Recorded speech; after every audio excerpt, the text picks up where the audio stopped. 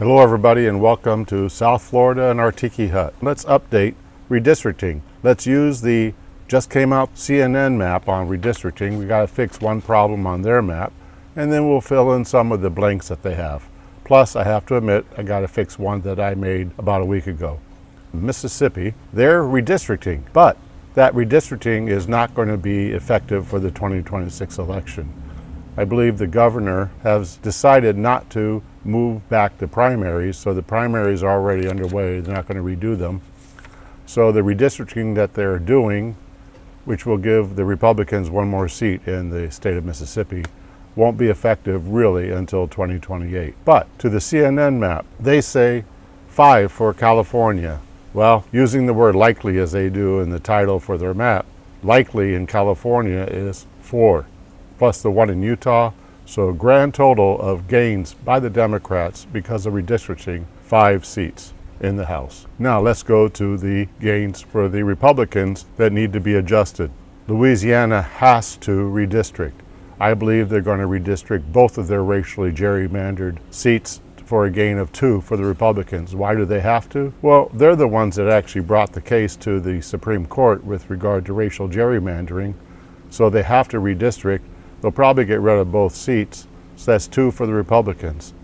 Alabama has 2 seats that they could get rid of because they were both racially gerrymandered, but quite honestly, I don't think they will. I think they'll get rid of 1. Then South Carolina, still don't know. You know, Congressman there that's Democrat is Clyburn.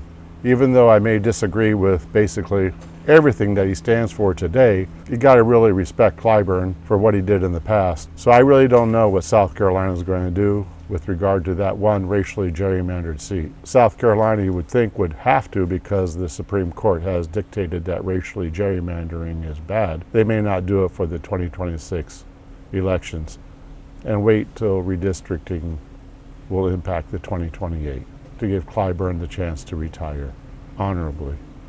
I like that. Because we're going to win the House anyway, right? So what else has gone on with redistricting for the Republicans? Indiana.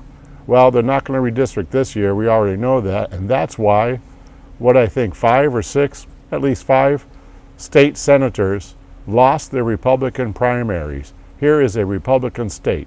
State legislature, state senate, and the governor, all controlled by the Republicans. That's called the trifecta in some worlds, all controlled by the Republicans, but the state Senate, some of the Republicans went along with the Democrats to go against voting for the redistricting that had already been approved by the state House. And guess what? 5 state senators that were incumbents have been replaced by their primary competitors in the Republican Party. So they won't redistrict for 2026, at least I don't think they will.